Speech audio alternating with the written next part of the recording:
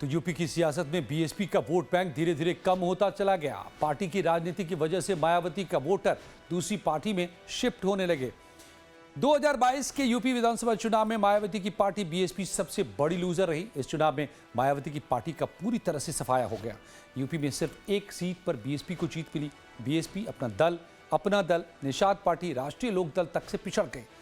2017 के विधानसभा चुनाव के मुकाबले बीएसपी को करीब 10% वोट कम मिले। 2017 में बीएसपी को 22% से ज़्यादा वोट मिले थे, 19 सीटें हासिल हुई थी।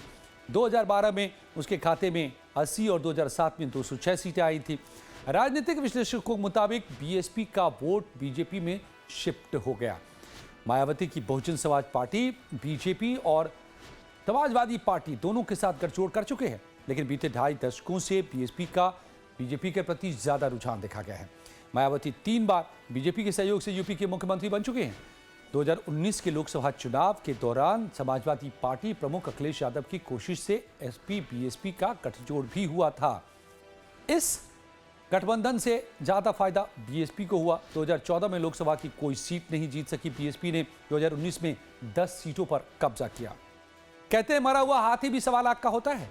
यूपी में लगभग 20% दलित वोट बैंक के सहारे एक बार फिर मायावती 2027 के चुनाव में करिश्मा दिखाने की कोशिश कर रहे हैं। मायावती अपनी कोशिश में कितनी कामयाब होती हैं, ये चुनाव के बाद पता चलेगा।